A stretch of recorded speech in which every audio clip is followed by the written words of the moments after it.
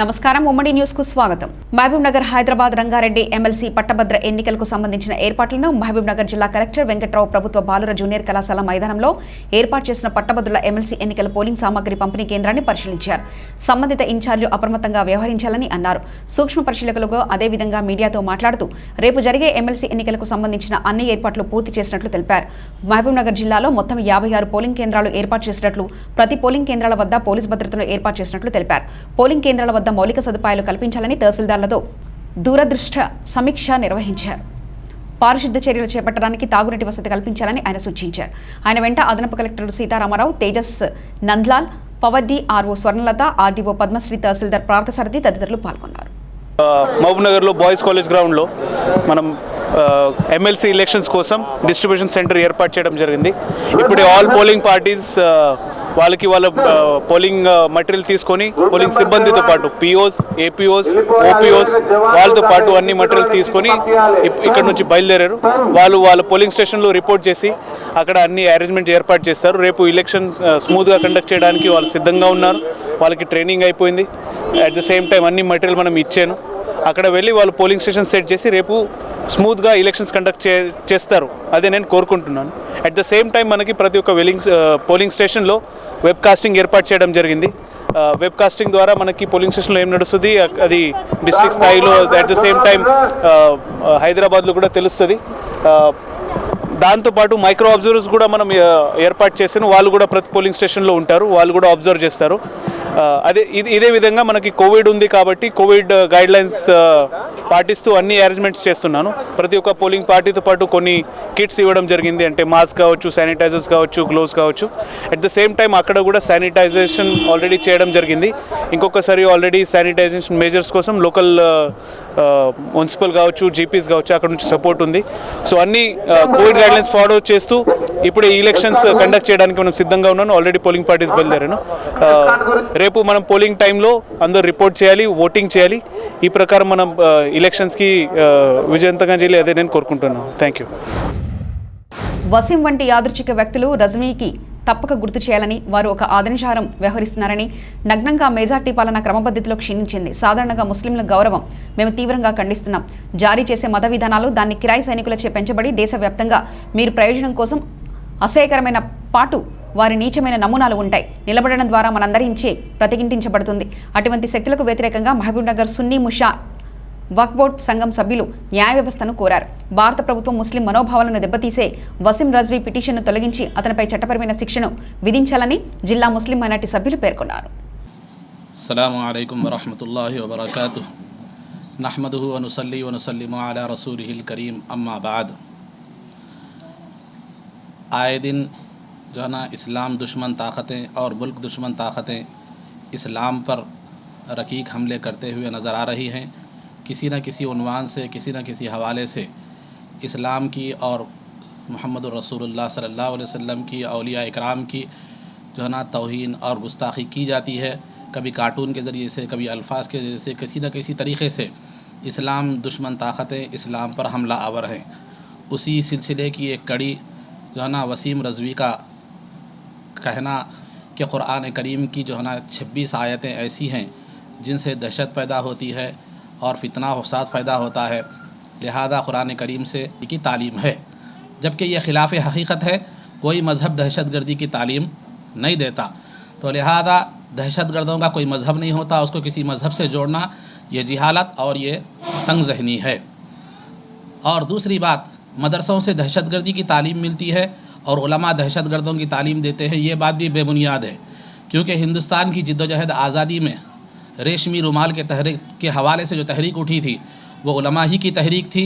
और यही मदरसे में पढ़ने वाले, इसी कुरान की पढ़ने वाले जिसमें 26 आयतों के हज़फ का दावा किया जा रहा है, वही पढ़ने वालों ने जिद्दोजहद आज़ादी में अपनी क़ुरबानी पेश की और मुल्क की आज़ादी और सालिमियत के लिए अंग्रेज़ों से जिहाद का फतवा दिया. बल्कि दिलचस्प बात तो ये है, इस मुल्क के पहले वज़ीर आज़म मौलाना अबुल कलाम आज़ाद, जो मुल्क के पहले वज़ीर तालीम थे, वो भी ख़ुद एक मुफस्सिर क़ुरान थे और मुजाहिद आज़ादी थे. लिहाजा उन्होंने ये 26 आयतों को हज़फ करने की ज़रूरत महसूस नहीं की, जबकि आज़ाद हिंदुस्तान की बुनियाद रखी जा रही थी, नींव रखी जा रही थी. तो उन्होंने ये ज़रूरत महसूस नहीं की. तो आजकल फिर ये तोतों को ये ज़रूरत क्यों महसूस हुई कि जो है ना कुरान की आयतों को 26 आयतों को हज़फ किया जाए। मैं तोते का लफ्ज़ इसलिए इस्तेमाल कर रहा हूँ कि तोता ख़ुद से कुछ नहीं बोलता, बल्कि जो बुलवाया जाता है वो बोलता है। तो ये वसीम रज़वी ये ख़ुद से नहीं बोल रहा है, बल्कि ये दुश्मनान इस्लाम और दुश्मनान मुल्क की बिछाई हुई बिसात का ये एक मोहरा है, और हम इसकी सख्त मजम्मत करते हैं। और हम ये उम्मीद और गुजारिश करते हैं, दरख्वास्त करते हैं अदालत उज़्मा से कि इसके केस को कलादम करार दिया जाए। और इसके वालेकुम रहमतुल्लाहि व बरकातुहू।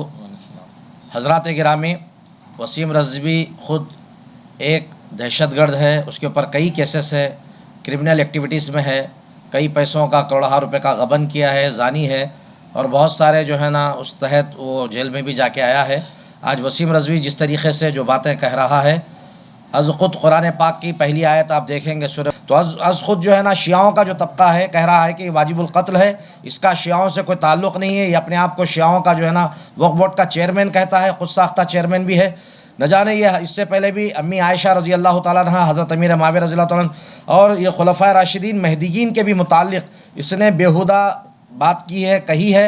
और ये ख़ुद जो है ना जिस तरीक़े से बातें कह रहा है, अभी जैसा कि मौलाना ने फरमाया, ये कह नहीं रहा है बल्कि इसको कहलवाया जा रहा है। हम ये सख्त मजम्मत करते हैं, और कुल हिंद सुन्नी उलमा मशाइख बोर्ड की तरफ से इंशाअल्लाह रसूल सल्लल्लाहु अलैहि वसल्लम यानी 2 रोज़ के बाद पीर के रोज़, चूँकि कल MLC इलेक्शन है, इंतखाबात है, SP मैडम को जो है ना कुल हिंद सुन्नी उलमा मशाइख बोर्ड के इंसानियत और इंसानियत की बक़ा के लिए उसूल और ज़वाबित बताए गए हैं। इस्लाम और मुसलमानों के ख़िलाफ़ साजिशें इब्तदाई से होते रही, ख़ास तौर पर इस ज़माने में ये मीडिया और सोशल मीडिया की बदौलत काफ़ी उरूज पर होती जा रही है। ऐसे जितने भी लोग बेबुनियाद बातें करते हैं, उनको चाहिए कि सबसे पहले वो बुनियाद పట్టభద్ర ఓటర్లు ఎలాంటి ప్రలోభాలకు లోను కాకుండా తమ ఓటు హక్కును స్వేచ్ఛగా వినియోగించుకొని ప్రజాస్వామ్యాన్ని పరిరక్షించాలని నారాయణపేట జిల్లా కలెక్టర్ డి హరిచంద్ర అన్నారు. శనివారం నారాయణపేట జిల్లా కేంద్రంలోని సాంఘిక సంక్షేమ గురుకుల పాఠశాల యందు ఏర్పాటు చేసిన మహబూబ్ నగర్, రంగారెడ్డి, హైదరాబాద్ పట్టభద్రుల శాసనమండలి ఎన్నికల పంపిణీ కేంద్రాన్ని జిల్లా కలెక్టర్ హరిచంద్ర సందర్శించి పంపిణీ ప్రక్రియను పరిశీలించారు. ఈ సందర్భంగా జిల్లా కలెక్టర్ హరిచంద్ర మాట్లాడుతూ, రేపు ఆదివారం ఉదయం 8 గంటల నుంచి సాయంత్రం 4 గంటల వరకు జరగనున్న ఎన్నికల్లో పట్టభద్రులు తమ ఓటు హక్కును 100% వినియోగించుకోవాలని జిల్లా కలెక్టర్ పట్టభద్రుల ఓటర్లకు విజ్ఞప్తి చేశారు. వికలాంగులైన ఓటర్లకు ప్రత్యేక ఏర్పాట్లు చేసినట్లు, అదేవిధంగా వృద్ధులైన ఓటర్లకు పోస్టల్ బ్యాలెట్ ఓట్లను అందజేయడం జరిగిందని తెలిపారు. ఎన్నికల విధులు నిర్వహించే సిబ్బంది అందరికీ పోస్టల్ బ్యాలెట్ కల్పించడం జరిగిందన్నారు. ఎన్నికల విధుల్లో పాల్గొనే సిబ్బంది అందరూ పోస్టల్ బ్యాలెట్ను విధిగా వినియోగించుకోవాలని, అందుకు అవసరమైన ఏర్పాట్లను డిస్ట్రిబ్యూషన్ కేంద్రంలో ఏర్పాటు చేయడం జరిగిందన్నారు. పంపిణీ కేంద్రంలో సిబ్బంది అందరికీ ఎన్నికల సామగ్రిని అందజేయడం జరిగిందని, 4 రూట్లలో ఎన్నికల సామగ్రితో సిబ్బంది బయలుదేరేందుకు పటిష్ట భద్రతా మధ్య బస్సులను ఏర్పాటు చేయడం జరిగిందన్నారు. సిబ్బంది తమకు కేటాయించిన పోలింగ్ కేంద్రాల్లోనే రాత్రి బస చేసేందుకు అన్ని ఏర్పాట్లు పూర్తి చేయడం జరిగిందన్నారు. ఎన్నికల నియమావళిని పాటిస్తూ సిబ్బంది తమ విధులను నిర్వర్తించాలని కలెక్టర్ సూచించారు. ఈ కార్యక్రమంలో ఆర్డీఓ చీల శ్రీనివాస్, డీఎస్పీ మధుసూదన్ రావు, నోడల్ ఆఫీసర్లు, సెక్టరల్ ఆఫీసర్లు, పోలింగ్ అధికారులు, తహసీల్దార్లు, పోలీసు అధికారులు తదితరులు పాల్గొన్నారు.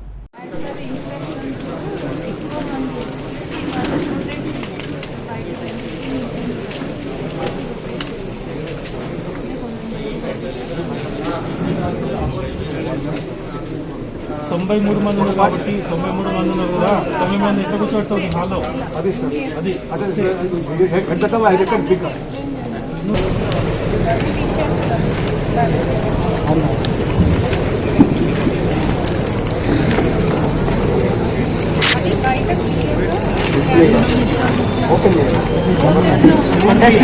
కంటెస్టింగ్ క్యాండిడేట్స్ 70 బయట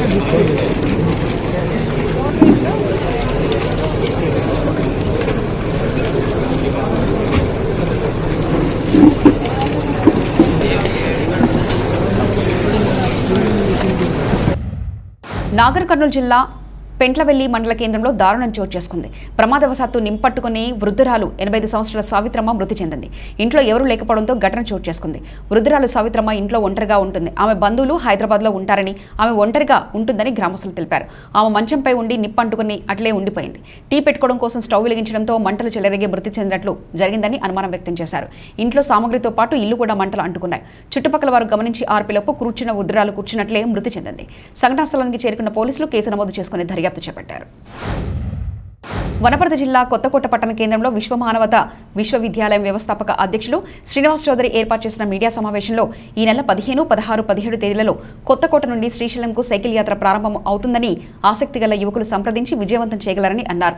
యువతను ఉద్దేశించి ఆయన ప్రసంగిస్తూ శారీరక దృఢత్వం, మానసిక దృఢత్వం ఉద్యోగం ద్వారానే సాధ్యమవుతుందని, నేడు బట్టి చదువులలో యువతకి మానసికంగా కుంగిపోయారని, అలాంటి వారు ఈ అవకాశాన్ని సద్వినియోగం చేసుకోవాలని యువతకు పిలుపునిచ్చారు. మానవత చైతన్య యాత్ర, ఈ సైకిల్ యాత్ర 30,000 కిలోమీటర్లు 18 దేశాల్లో నడిచి కన్యాకుమారి నుంచి కాశ్మీర్ వరకు చేసిన ఈ సైకిల్ యాత్రలో అనేక మంది యువత స్ఫూర్తిని పొంది ఈరోజు కొత్తకోట నుంచి మండే అంటే 15వ తారీఖు నుంచి 17వ తారీఖు వరకు 200 కిలోమీటర్ల సైకిల్ యాత్ర వనపర్తి మీదుగా శ్రీశైలం ఏర్పాటు చేయడం జరిగింది. ఈ సదవకాశాన్ని యువత సద్వినియోగం చేసుకుని ఈ చక్కటి అవకాశాన్ని ఉపయోగించుకుని స్ఫూర్తి పొంది ఈ యాత్రలో పాల్గొని సైకిల్ యాత్రతో పాటు అనేక సేవా కార్యక్రమాలు ఏర్పాటు చేయడం జరిగింది. గ్రామాల్లో ముఖ్యంగా వైద్య శిబిరాలు, మొక్కలు పాతడం, అంతేవిధంగా ప్రకృతి వ్యవసాయం మీద రైతులకు శిక్షణ ఇవ్వడం. సీనియర్ జాతీయ స్థాయి హ్యాండ్బాల్ పోటీలకు మహబూబ్నగర్ జిల్లా క్రీడాకారులు ఎంపికయ్యారు. లాలమ్మ, జి గాయత్రి క్రీడాకారులను మహబూబ్నగర్ జిల్లా హ్యాండ్బాల్ సంఘం ప్రధాన కార్యదర్శి జియావుద్దీన్ మాట్లాడుతూ ఈ నెల 17 నుంచి మార్చి 21 వరకు ఉత్తరప్రదేశ్లోని బరేలీలో జరిగిన 49వ సీనియర్ మహిళల జాతీయ హ్యాండ్బాల్ ఛాంపియన్షిప్లో జిల్లా నుండి ఎంపికైనట్లు తెలిపారు. ఎంపికైన క్రీడాకారులను Mahabubnagar grammar school principal U Usha, జిల్లా హైడ్రా సంఘం సహాయ కార్యదర్శి ముహిబ్ ఉర్ రెహమాన్, కోశాధికారి ముతహర్ అహ్మద్, పాఠశాలల వ్యాయామ ఉపాధ్యాయులు రంజిత్ కుమార్ తదితరులు పాల్గొని క్రీడాకారులను అభినందించారు. సమగ్ర సమాచార స్రవంతికై చూస్తూనే ఉండండి ఉమ్మడి న్యూస్. ఇవి ఇప్పటివరకున్న అప్డేట్స్. మరో బులెటిన్లో మళ్ళీ కలుసుకుందాం. నమస్కారం.